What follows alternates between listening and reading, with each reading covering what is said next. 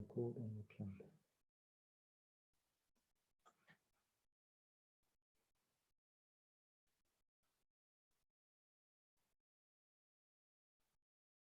Okay, so welcome everyone to the fourth live session. Thanks for taking the time to tune in here. So this module is all about appropriate energy, focusing on renewable energy. And it's one of the most challenging modules we've had to put together because we don't want to get too theoretical with calculations and everything, but make sure that we get the broader message about energy issues across and a whole systems thinking approach to energy issues. So let's get going with the slideshow then.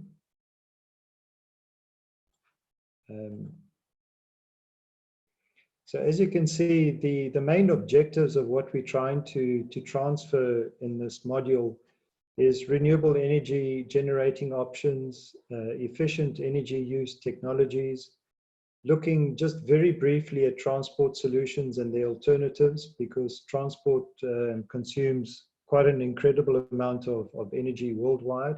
They say up to about 30-odd%. And then how do we scale up or down all these appropriate technology systems?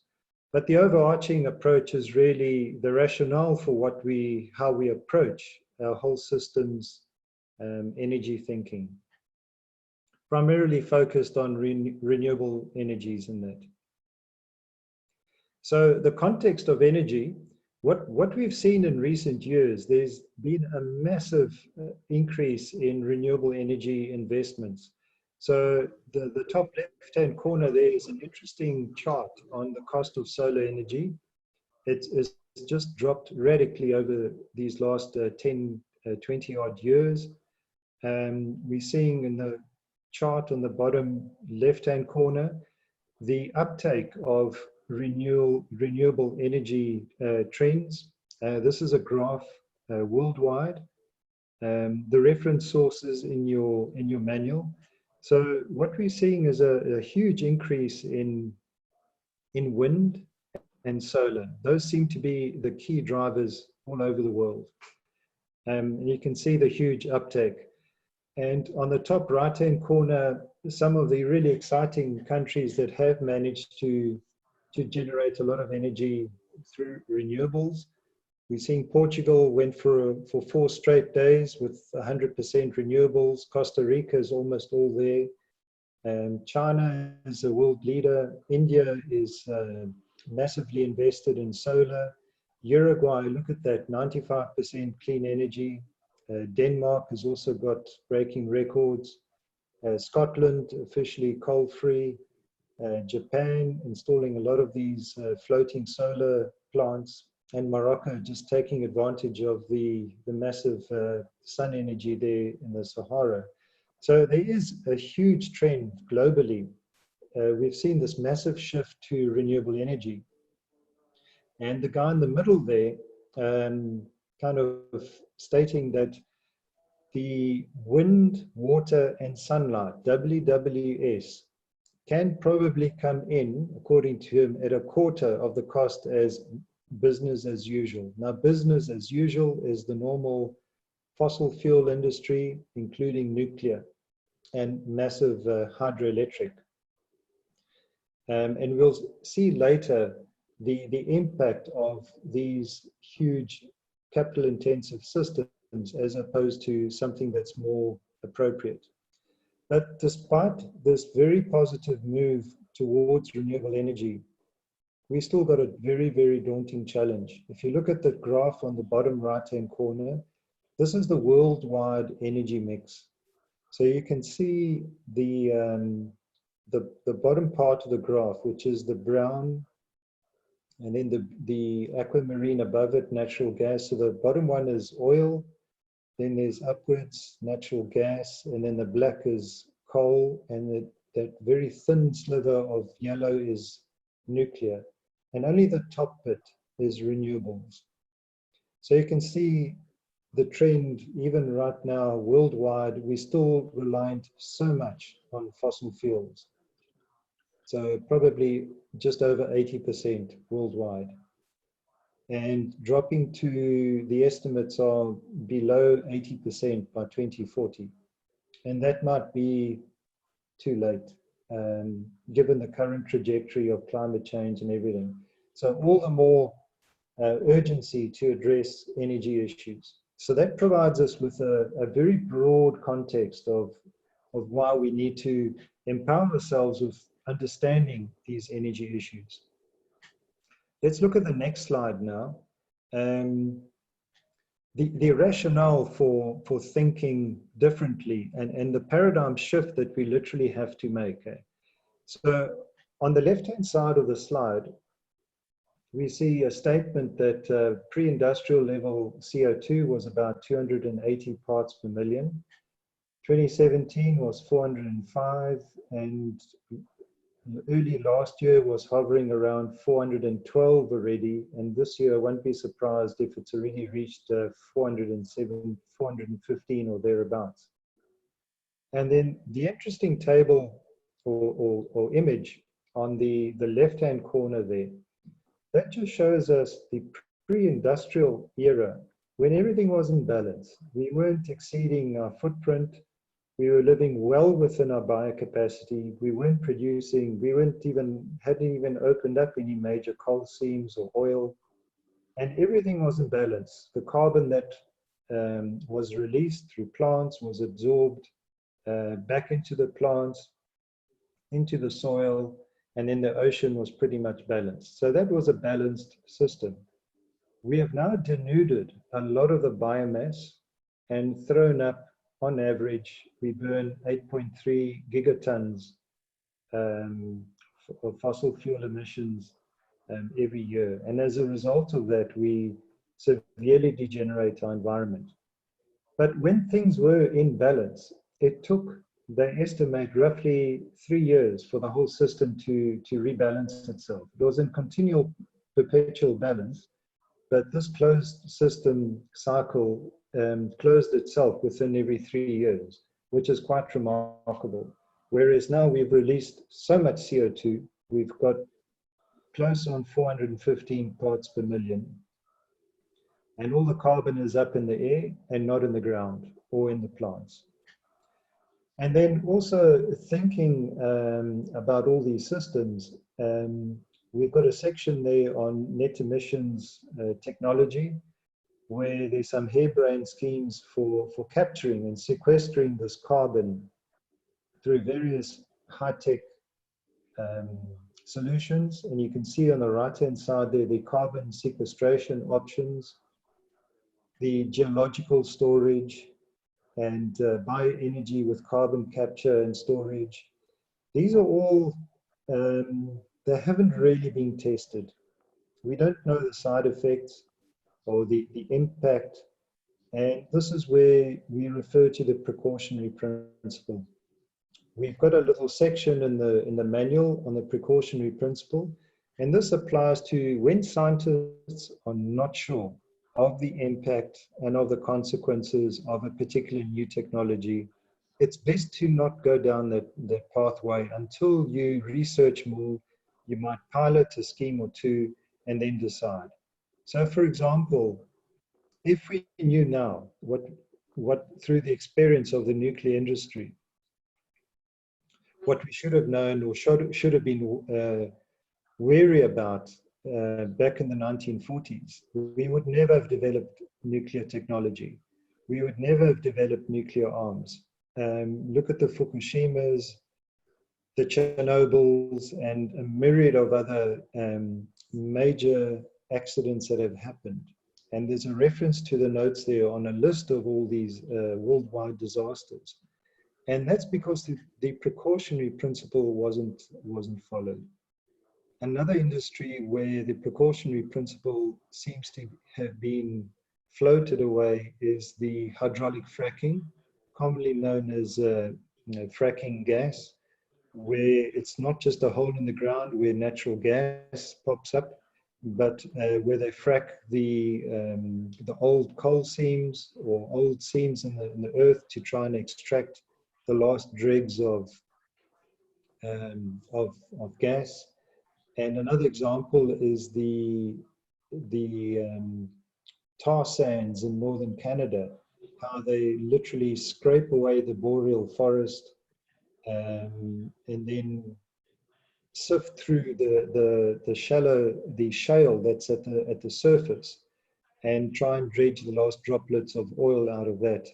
And the environmental damage through that is catastrophic. And yet the precautionary principle was not applied there. Another example of the precautionary principle is the 5G technology.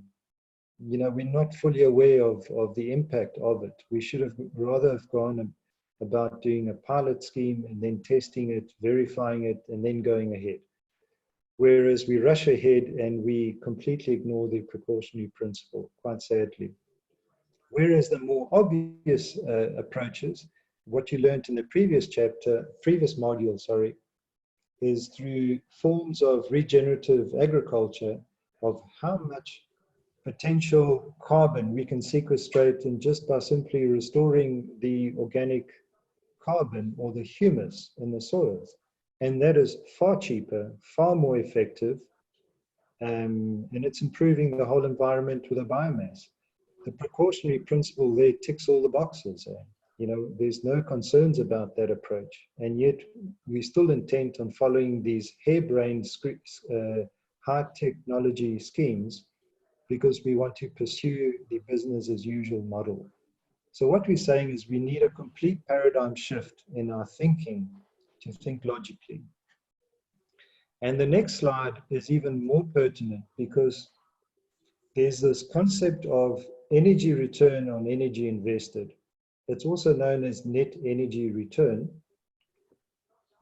So here are some clever scientists about, they had their first world conference run about, I think it was 2006, the biophysics, bioeconomics conferences.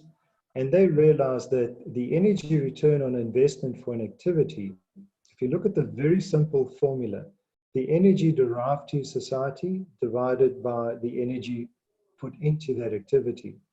So if you can imagine a cheetah, this is an example that's explained below. A cheetah has to go and hunt for its prey and support its cubs. It knows that it's got about 100-meter dash in it to catch its prey. If it doesn't catch its prey, it's pretty exhausted. And by the time it recuperates and is ready for the next dash, it probably won't make 100 meters. It might only make 80 meters. And it might not pull down 100% prey, but maybe a smaller prey that's 80%. So there's these diminishing returns once you expend your energy. So similarly with energy, the graph at the bottom left-hand corner now shows the net energy return profiles for various energy sources. So pre-1930, the column on the extreme left-hand side, when they discovered oil and it literally bled from the ground, that's how shallow it was, the returns were in excess of 100 to 1, meaning that, you know, those nodding donkeys that pump the oil out, if you look at the equivalent of 1 barrel of oil, that was the energy used to create all the steel, make the hull, make the platform, transport everything there, for 1 barrel of oil used to make all that equipment, or the units of that, they could have a return of more than 100. So you can imagine this was Pandora's box. This is what actually got huge economic growth and what really got ignited the Industrial Revolution. Because the Industrial Revolution went in various phases. Initially it was steam and coal, and then eventually when they discovered oil, it just literally took off there. And we can see there the energy return in the 1930s was about 100 to 1 and upwards. Coal in 2005 was still hovering at about 80 to 1, pretty good return. Hydroelectric, 40 to 1. But look at how imported oil from the 1930s dropped right down to 1970s to about just under 40 to 1. And quite remarkably, next to it, the domestic oil in 1970 had a return of less than 40 to 1. So from 100 to 1 in excess, pre-1930, it dropped right down to less than 40 to 1 by 1970. Firewood is pretty constant, no matter what era you were in, from caveman era to the current day. Its energy return on investment is about 35, 38 to 1. And then the next column is imported oil, that's dropping. Wind is pretty standard at about between 20 to 25 to 1. Natural gas is about 10 to 1, same as nuclear. Although nuclear, I fear that perhaps they haven't costed in the end of its lifetime. How on earth do you decommission a nuclear reactor? And this is when the financial means of using net present value and discounted cash flows just doesn't make any sense at all. How can you discount something that's so far in the future at such little value when you know that its cost is huge? And then just catching up with domestic oil in 2000, it's dropped even further from the 1970s, right down to 10 to 1. This is in relation to the USA. So the USA initially, their net energy return on oil from 100 to 1 in 1930, dropped down to about 40 to 1 in 1970. And by 2000, it had dropped to 10 to 1. This is a radical plunge of net energy returns. Sadly, solar thermal or solar voltaic is not that energy efficient. Its returns are only around about 5, 6 to 1.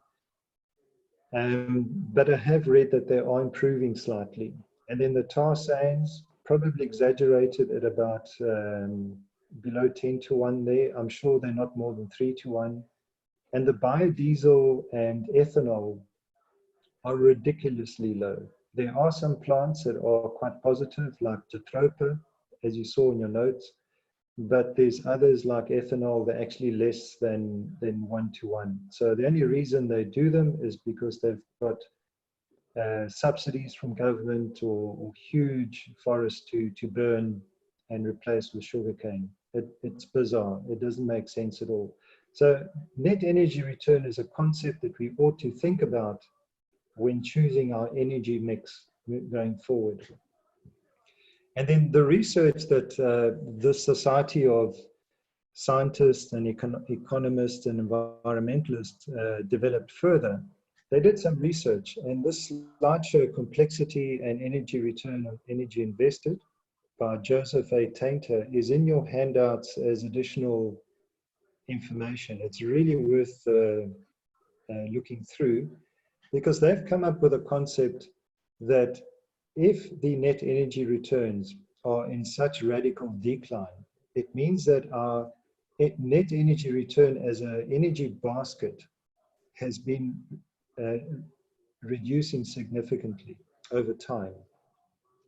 And they estimate that around about 2008, when we had the financial crash, Lehman Brothers and that financial chaos that happened, that was probably the era of when peak oil peaked, meaning that before that era, oil and fossil fuels were relatively cheap, and beyond 2008, they are now relatively more expensive, meaning that pretty much most economic recoveries before 2008 were possible simply because of the relative cheapness of energy. But we reached that point where the net energy returns have now dropped to the point where they can't sustain an economic recovery anymore. And in fact, since 2008, even though some stock exchanges have gone up, real economic growth has been pretty stagnant since then, over the last 10, 12 years. So what Joseph Tainter and his colleagues, Charles Hall, came up with was that they analyzed how the Roman Empire collapsed, how many other empires collapsed, and what was it that made them collapse. And the reason was there were these dwindling net energy returns. Remember, in those days, they didn't have oil, but they had the calorific value from their grains, and which they ingested, and that was their way of life. But also, the more sophisticated their society became, the higher that energy return was demanded. So when the environment simply could not produce that net energy return of more than about 3 to 1, those ancient civilizations simply collapsed. So Charles Hall and his colleagues have estimated that our modern complex society needs a net energy return of at least 5 to 1. Below that, we're on shaky grounds. And looking around at what countries around the world are perhaps collapsing because the net energy returns are less than 3 to 1. I know Zimbabwe is one as an example. Venezuela, they've collapsed for other reasons, even though they are such a rich oil nation, they virtually collapsed for social political reasons. But in effect, they can't extract the oil to sustain their complex society. And this is what happened in Cuba as well. When the Soviet Union collapsed and the Berlin Wall came down in 1989, a lot of the Soviet satellite countries went through severe hardship. Cuba, North Korea.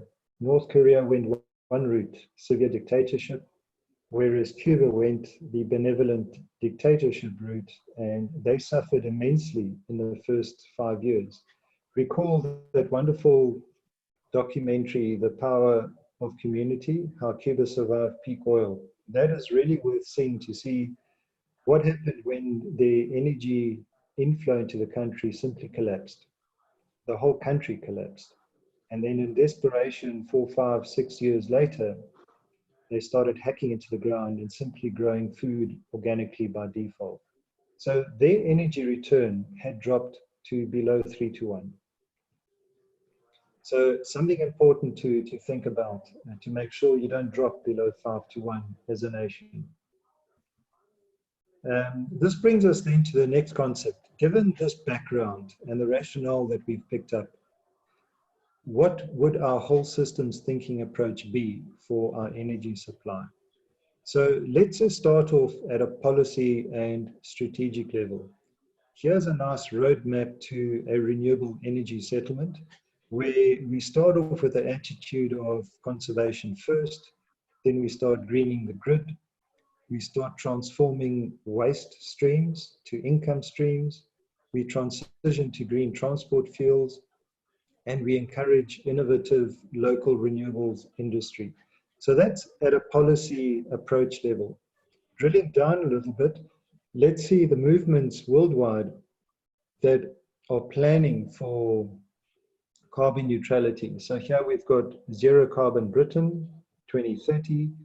We've got Carbon Neutrality Coalition. There's about, I think, 18 countries that have signed up for this coalition, mostly first world country and some of the BRICS countries. And we've also got this CNCA, the Carbon Neutral Cities Alliance.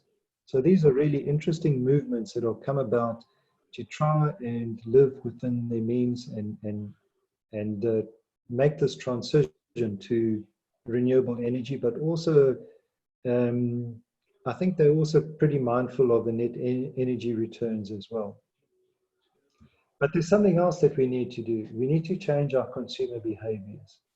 This is something that I don't think has come into the mainstream yet. We still are business as usual, high consumption model, whereas there is this very slow movement, very subtle about degrowth, sacred economics. There's the Power of Community video, how they actually managed to transition.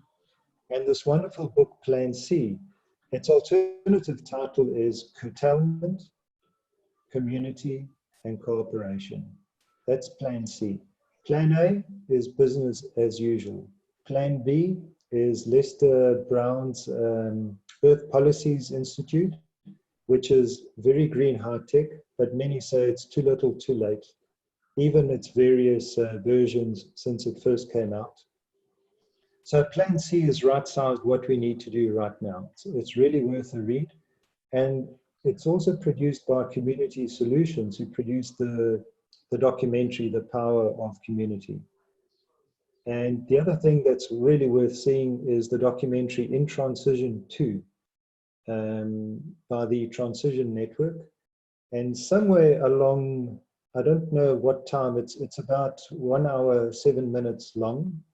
But there's a wonderful little project they visit in the UK somewhere, where some of the old folk in the town, they were tired of paying their pension or having invested their pension money in these very obscure investments. They wanted to see where their pension funds were.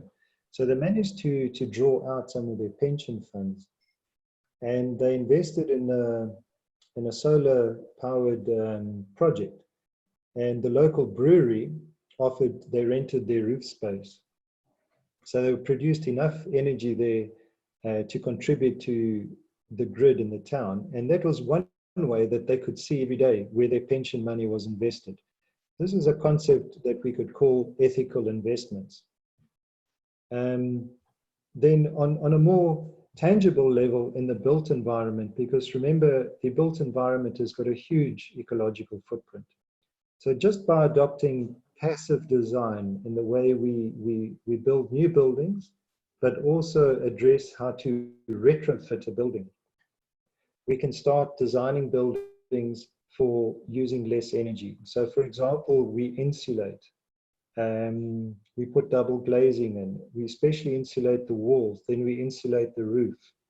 And then we also ensure that there's constant flow of air, hot air entering the building and being released out. And so that can also cool a building, but it can also heat a building.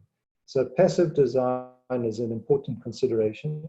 The other one is thinking of a building with an integrated renewable energy system. So here we've got solar from the sun that can provide energy through solar voltaic and solar thermal on the roof. We might also have a little micro wind turbine. All the sewage and all the green waste from the building can go into a biogas digester that can produce biogas that goes back into the building. The constructed wetland can clean out the black water that goes back into the system for flushing toilets. So here's a nice closed loop cycle that has an integrated energy supply through wind, solar, and biogas. But I think the elephant in the room that really needs to be addressed is this final one, which is the concept of decentralized, centralized versus decentralized energy systems.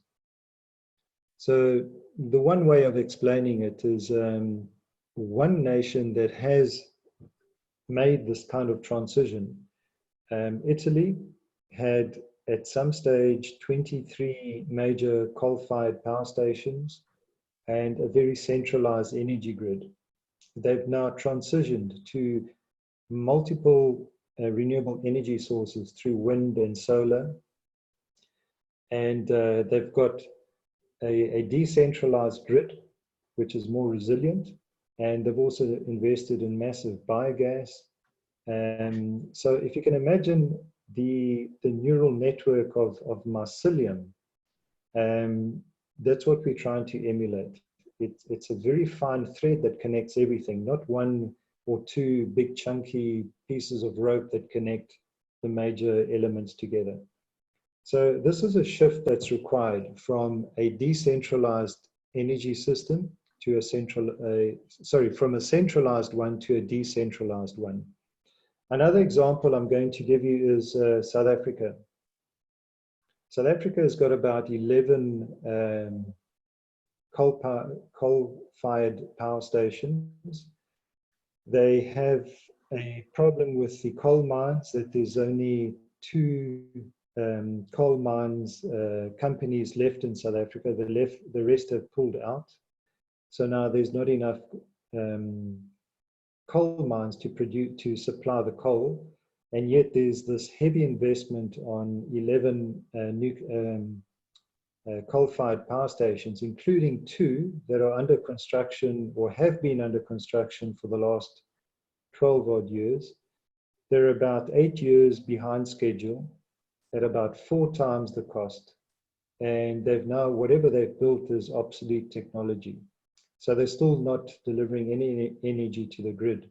And the government is insisting to finish off these 2 big behemoths that eventually they won't even be able to produce. Not only that, what we're finding is a shift amongst financiers not to fund fossil fuel projects. So there's a couple of mining projects that have been proposed, and the banksters are saying, no, we're not funding those. We're only funding renewable energy, which is a really interesting shift. So now we have a nation that's hell-bent on pursuing coal, oil, and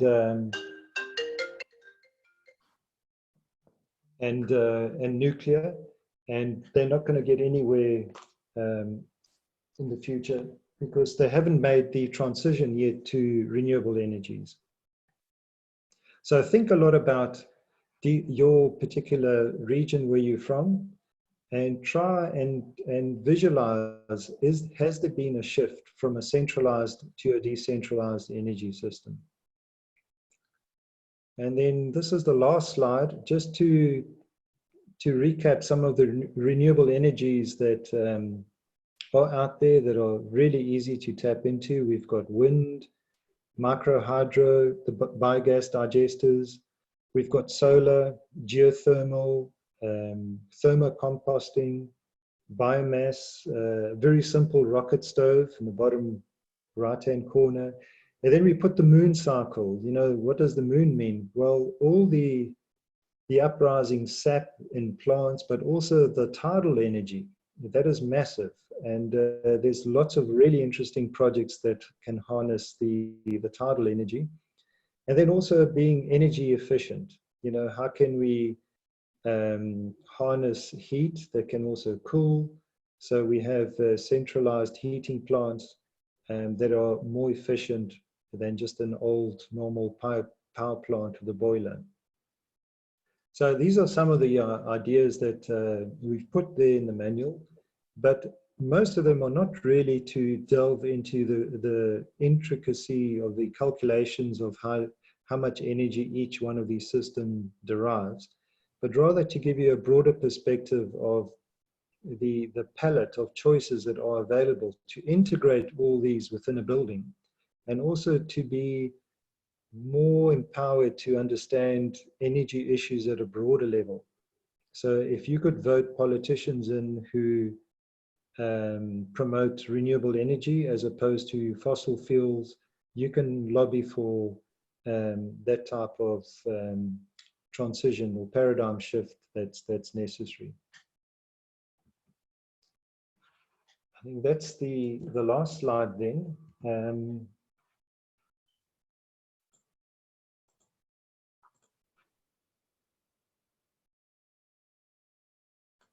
I see in the chat.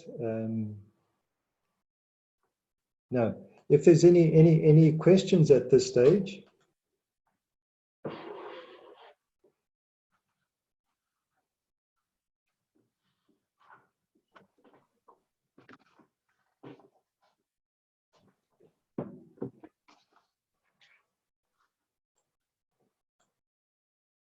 Hi, Ezio. Hi, Keith. This isn't really a question about the material, but rather that I don't seem to be able to access in the design the profiles of the people taking part. As a result, I haven't got anybody's email that I can't actually contact anybody individually. I'm sorry, this is off topic, but can I just make a note of that? I don't know if it's if only you have got this problem. Are there any other students who might have that problem?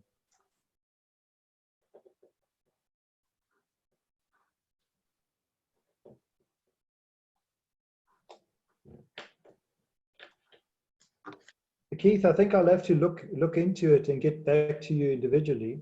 But if it is a common problem, then we need to. I know some of the other students have been able to communicate with each other via the discussion forum. Right. Yeah. Okay. Thanks, Sergio. Okay.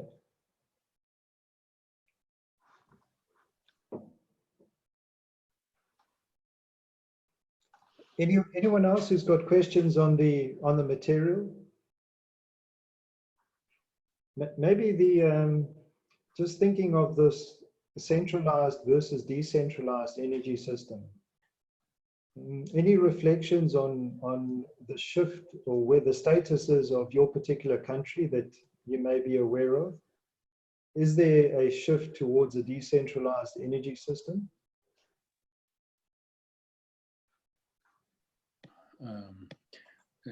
May I say something Yes, on centralized and decentralized energy systems?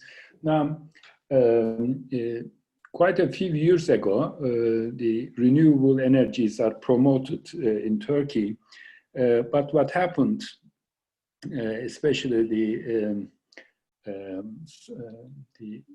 energy from the streams, so they built many generators, especially on the northern Turkey, on the Black Sea region, and the mainstream is destroyed, and the living in the rivers are interrupted actually because of these large projects. It is not very large projects, but they destructed the nature, and the people are against these because they are taken as part of a capitalist system to make profit from this. Not the local people, but the company owners. They make money over these. And this is protested, and people try to inhibit these projects. So there is a negative side of these renewable energies just because they are destructing the natural systems. Yeah, Ali, I agree with you 100%, especially these larger hydroelectric schemes. They have literally destroyed a lot of river systems. Whereas very small micro hydro, these ones make a lot more sense. But even so, they need to be really carefully thought out that they don't inhibit the flow of rivers. And also they need to be designed so, for example, especially the fish, by putting a fish ladder in, you can still harness hydroelectric power, but just by having a fish chute, the fish can still navigate upstream and downstream. So that's an important consideration. And most of the weirs that you see across these rivers, they don't have a fish ladder. So basically the fish get to the first weir and they can't go upstream to the usual breeding grounds. So it just needs a lot more environmental consideration. I see what, sorry. That was me. Can I come in on this? Okay. It was to say that in Wales, we've had historically, for example, lead mining, which have runways, little canals, I suppose, because they needed water for cleansing, for cleaning the refuse or whatever they gathered from the mines. And I perceive the micro hydro solution as really taking over the role of water power as it has been traditionally used in Europe. Of course, many other places are now broken, but some still retain their water wheels. It's called industrial archaeology. It's making a revival in many places. Yeah, sure, sure. Yeah. Warren, I see you've got your hand up. Does it easier? Hi. Yes, so this is it's almost a very interesting conundrum for me. I'm actually living with a journalist who just did a massive investigation on our coal industry in South Africa. And it seems like, you know, we're not going to have the economic power to get anywhere close to any of the other renewable options. And the big like conundrum is that a massive amount of employment was actually coming from these coal mines.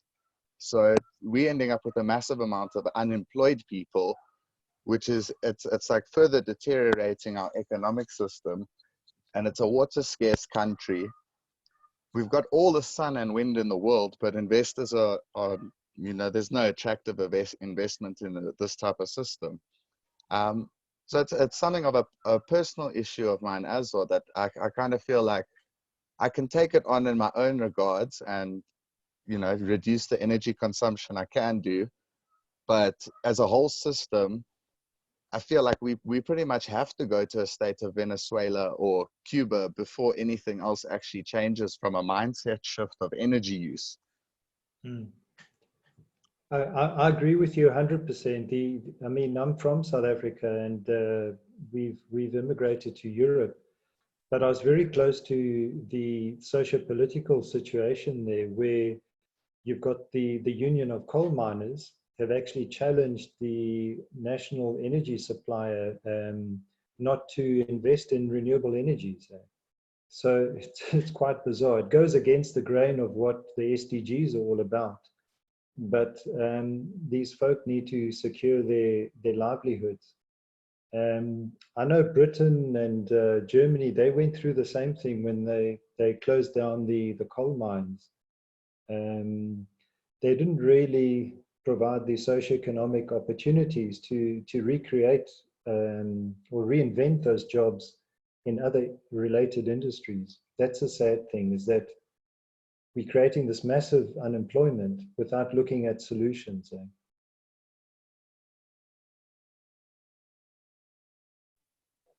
I guess my concern is like, what do I do as a citizen of this country to actually try and, you know, do anything?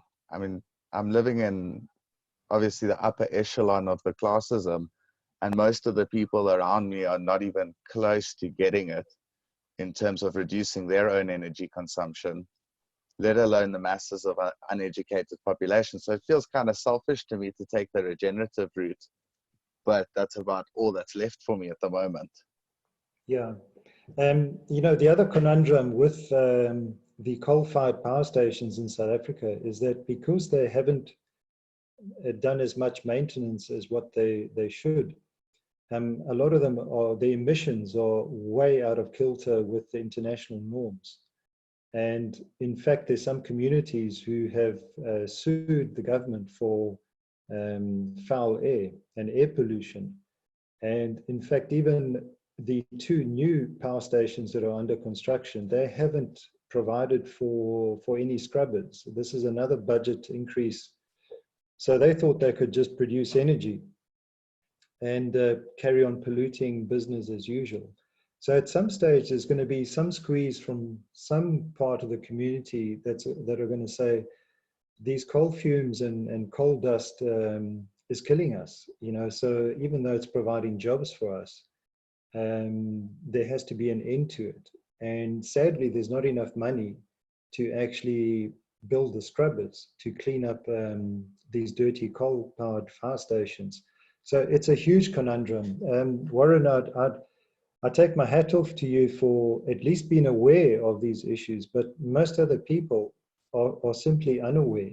So if there's a way that we could downshift gradually, you know, maybe coming up with a plan of, if government was wise enough to try and decommission some of these coal-fired power stations, but at the same time provide economic opportunities for those workers to be involved in other energies or other livelihoods, then there'd be a softer transition.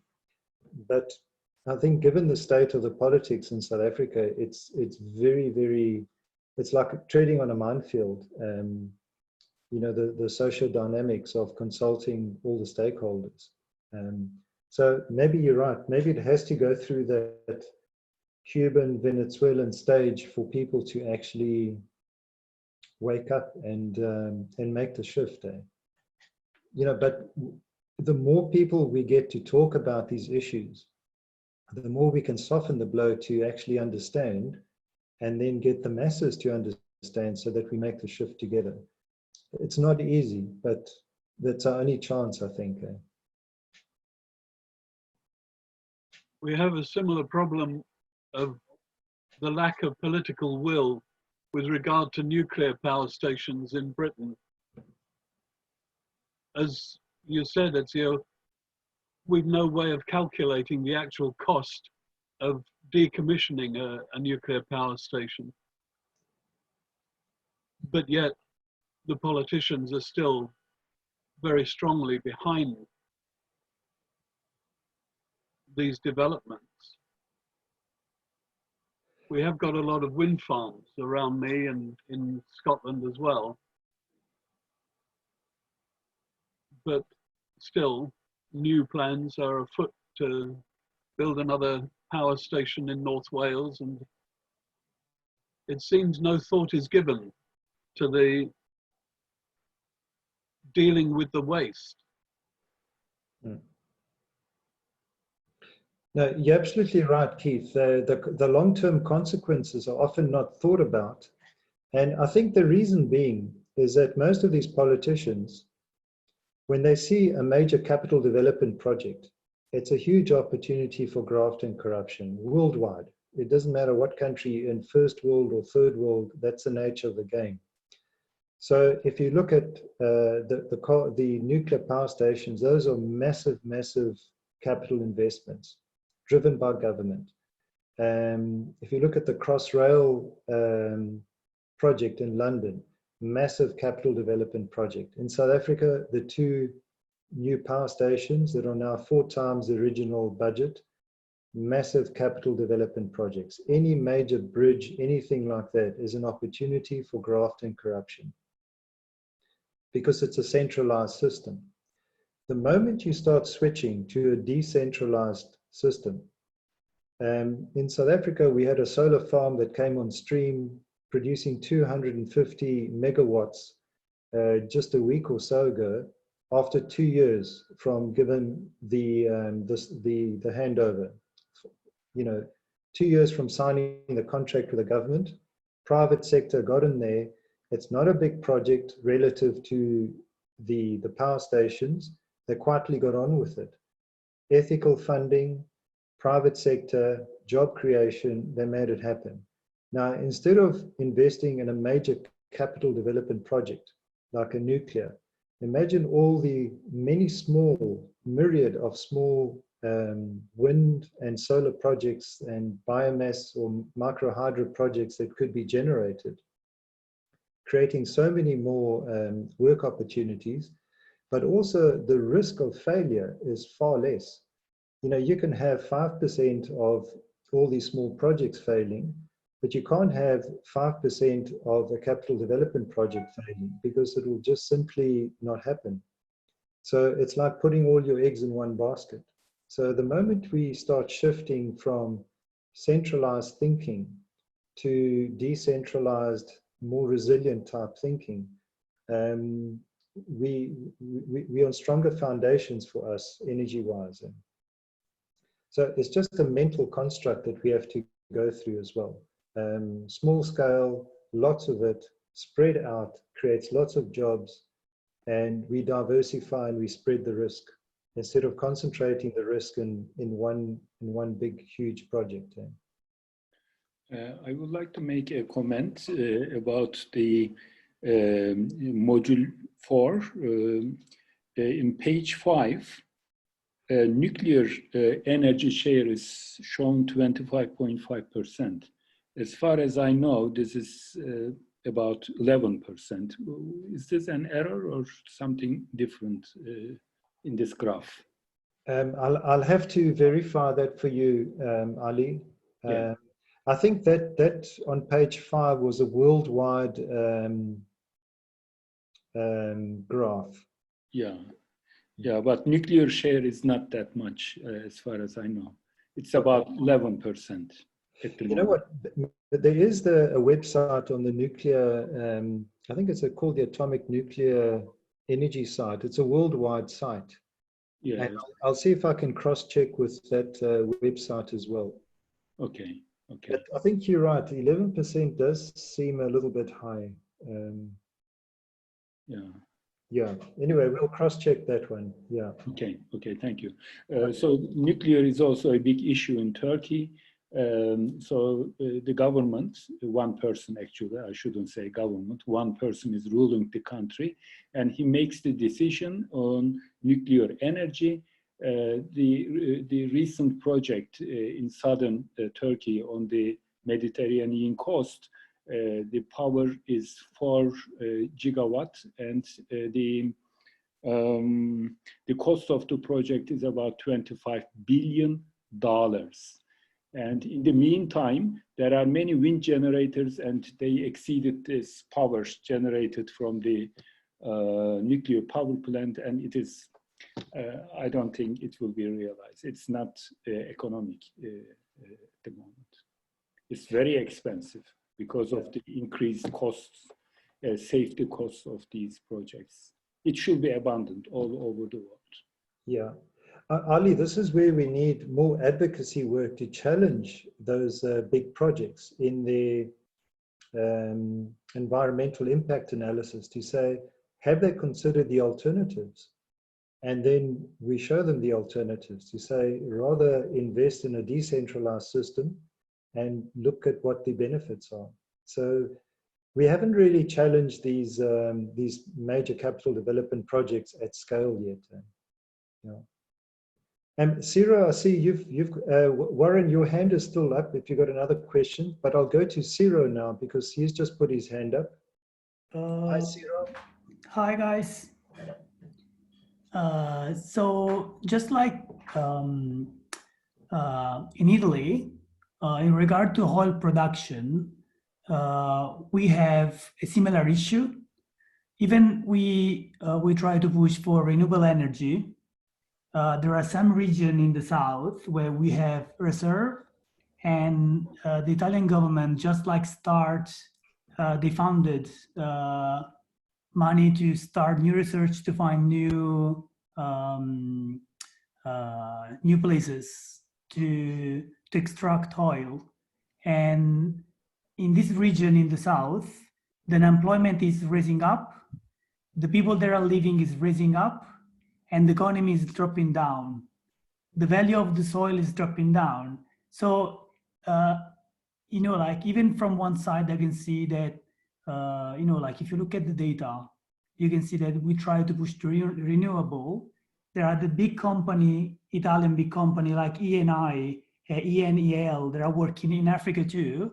They are just like get connected with politicians, and they're making a big agreement, and people, they can't do anything. So yeah, so like in Italy, in the south of Italy, we have similar issue that other countries in Africa have about the oil production, the renewable energy, and the empowerment of people. Thanks, Ciro. I think energy issues worldwide are kind of opportunities for the politicians to latch onto, and with them is the parastatals like Enel, Eskom in South Africa, and so forth. But at least to some extent in Italy, Enel has been responsible for engineering a lot of the transition from a central to not a fully decentralized system, but they are well on the way there. It's sad that they're still considering oil and gas extraction, but I think they're taking advantage of the last dregs of natural gas around the coastlines because they know it's going to end pretty soon. On the one hand, though, Italy has been, I think, one of the most has experienced some of the most phenomenal growth in wind energy in the last decade. So I hope they start installing more of that, and also more solar, especially in the south. Hope so. Kubra, I see you've got your hand up. Yes, I would like to comment in changing consumer behaviors, because I think not shifting a renewable energy system is a solution by itself. Most of the people thinks about sustainability by not changing their usual habits. I mean, they use more energy when the oil is less, so I can shift to a renewable energy and I can continue my energy consuming like before. But this is not a solution for us. We are in a changing era, and we should change our worldview, I think. So I think if we need to change our politicians' perspectives, we need to talk to people in local communities, with our neighbors, for changing our habits, our consumer behaviors in institutions or schools, or even in friends' communion days.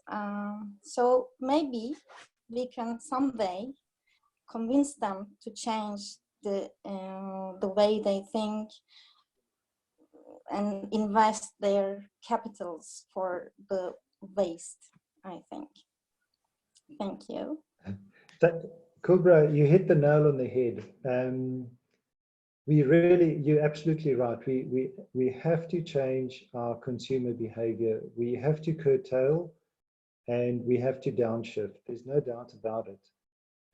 This is why the transition network, their whole approach, once the transition and a transition initiative has gained a foothold in a particular place, be it a village, a town, or even a district, one of the final objectives is to actually produce an energy descent action plan, where the people actually realize they need to curtail their consumption, still retain a fairly high level of human development index, but descend gracefully using less energy and maintaining their quality of life.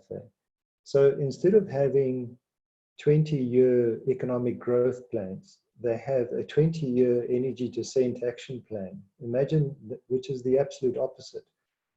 But it's because these communities who are in the transition movement, they have shifted their worldview to this new scenario of being happy with less. And in fact, right at the end of this wonderful documentary, The Power of Community, some of the folk actually that are interviewed, they say, come to Cuba and come see how people can be happier with far less. So they were forced to tighten their belts. And at first it was quite horrific, but eventually when they grew out of that experience, they had a wonderful quality of life for a long time. I think it's still there. They've got enough food. The social benefits are not bad with education and health. And they've retained that fairly high human development index for a lower ecological footprint. Not many countries have been able to make that shift without some pain. So it's something that we still need to go through. Instead, I'm still shocked that we have things like electric cars. People don't think, where does electricity come from?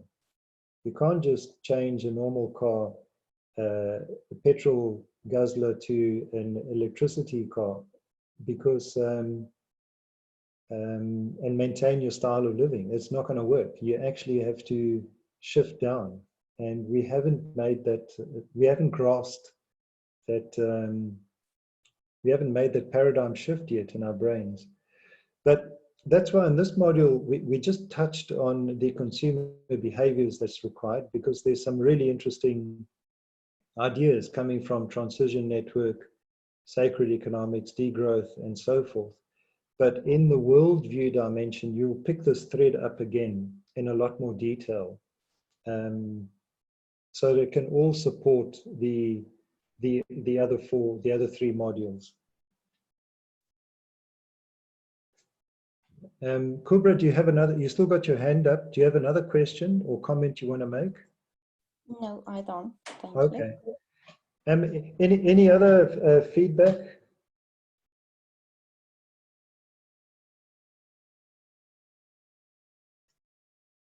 Are there any questions about the energy return on energy investment? Because there's some quite radical ideas there about the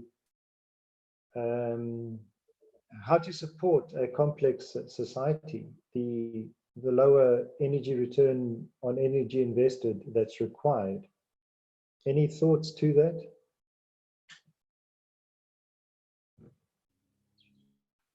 A thought on that. It's got to do with my personal transition. I don't know if you can all hear me, but I was living in a state where I basically would let my car battery completely go flat because I could walk to work, I could walk to get my food, I could walk around. And then I ended up leaving that stage of my life, and now I'm trying to make some type of economic gains so that I can move through to the province that I'd like to. And I got an opportunity to move up to another province, it's a lot bigger. And it's something I've been thinking about this whole week, is now my energy expenditure to get me to that point is more than 10,000% what it was. Because now I'm driving about 500 kilometers a week just to work and back. And it's a constant question of mine, like, is this energy gain worth it? Is the means worth the end? Yeah, thanks, Warren. At least it stimulated some thought, eh? And all the downtime whilst you're driving, as opposed to that time that you could spend growing food, eh, perhaps. Yeah, 100%. Yeah, or with family, eh? Yeah. Yeah. Okay. Any other comments on the slideshow? If there's none, maybe just we can just go around and just have one or two words or sentences about it, if you feel like it, and then we can wrap up. Eh?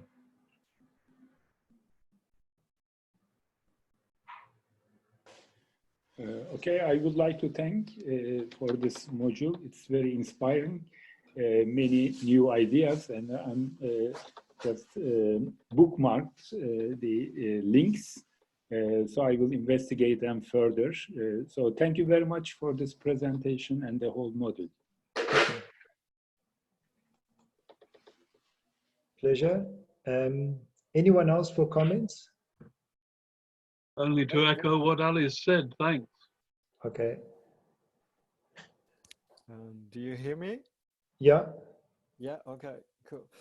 Yeah, I was wondering, there's something here that I felt a little bit with the previous module as well, is that I discovered that there were some incredible solutions that that only a few people know about. And I feel when it comes to energy, we all, or most people feel that it is in the end of whoever delivers this energy, you know, the big lobbies, the big companies, and we don't know or very little about small solutions that we can see pop up in news as someone discovered. I don't know, I remember an article, for instance, about computers for African children that can be powered by hand, actually, like they do for some of these lamp torch. Or I read something about twice or three times people that invented ways to bring plastic back to oil that could be used for cars. That's not the complete solution, but why don't we hear more about these things after that? Why it feels like the solutions are kept away, and you know that we need to feel empowered as well.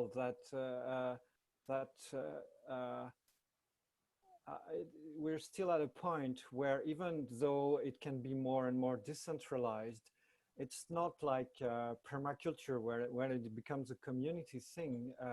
For energy, it still feels like, in France particularly, where it's almost one big company that owns everything.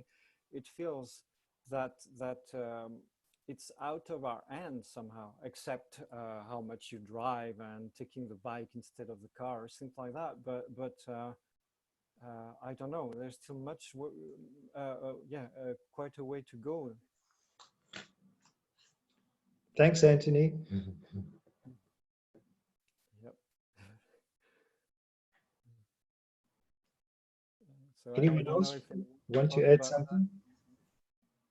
Can I? Yes, Charles Ciro, go ahead. So I think, like, even to answer to Anthony, I think for like what I'm personally doing, and because the big power, because I work for the water utility and energy utility for 10 years. And the lobby, the big company and the government are too strong, and the transition is really slow.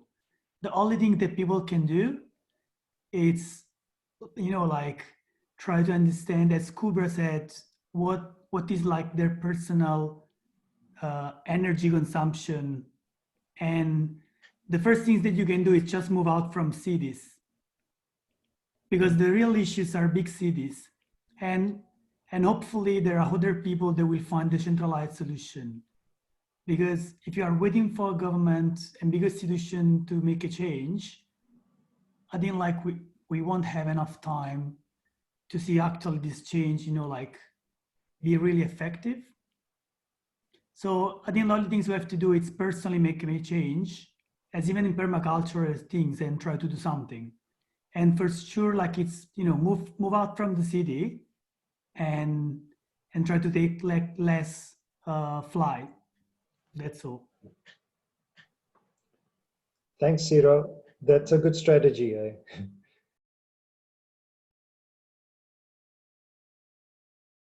Warren, you've got your hand up. Do you want to round up? Yeah, I want to say thank you to everyone for these sessions. In a world that I feel is quite dilute, I feel like we are the concentrate, and these sessions, they inspire me to find more people around me and start these types of transition town networks and thinking in my local environment. I don't think I would be able to do it. I think I'd be overwhelmed if I didn't have you guys to at least once in a while connect with some like-minded individuals that are willing to discuss the solutions. So I really appreciate it. Thank you, everyone. No, thanks, Warren. That's great feedback. And we all a community here that supports and nurtures each other. So we all learn from each other as well. So thanks to all of you guys for the probing questions as well.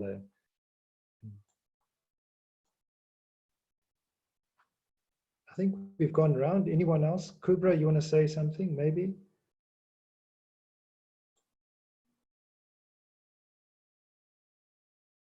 Thank you, everyone. I don't want anything to add. This was very enriching module. And the live sessions are nourishing as well. Thank you. Thanks, Kubra. Keith, have you rounded up? Do you want to say something, or? Sorry, no point shouting to myself, is there? No, I'm done. Thank you. Okay. No, thanks, everyone. I just want to end it up by just reflecting on the Transition 2 documentary. That link is in your notes, but it's also in this particular slide here.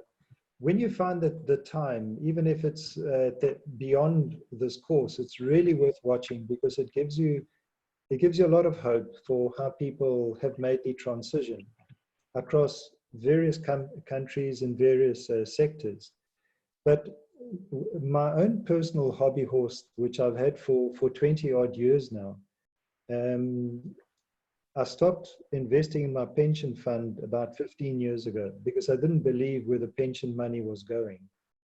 But be that as it may, you can't draw it out. You're forced to keep it in government, or keep it in not government, the financial system, the so-called banksters. And they invest your money for you. And they give you very few options. But I remember as long ago as 20 odd years ago, asking my financial advisor, do you have any ethical funds or a portfolio of ethical investments that I can put my money in?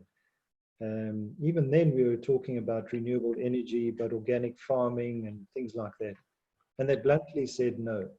So 20 years later in South Africa, they still don't have an ethical fund, which is unbelievable. So imagine all these renewable energy projects. There's a lot of countries now who, the way to gear up that finance, they simply put a call document out and invite energy providers to come forward and say, we want to buy 1,000 gigawatts of energy, and we're going to parcel it out into 4 sections, and we want to develop them in this particular region. That's a brief.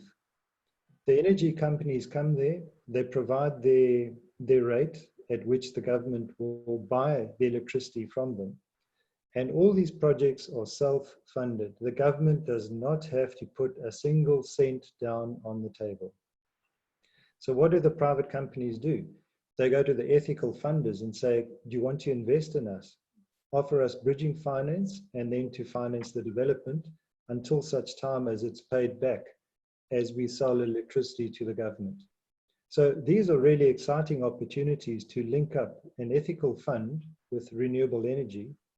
And the other thing is at a micro level on your own house. If there's a way that you could put a solar panel up, generate surplus energy when you don't need it, and feed it back into the grid. So you actually become a prosumer, meaning that you produce energy, but you also consume. And I think if everyone had a rooftop energy system, we could really decentralize the grid and contribute our own part. But maybe with that, let's end off the session. And thanks all of you for participating. And we'll see you all next time then. So thanks again. Bye. Bye-bye. Bye. Bye. Bye. Bye. Bye-bye.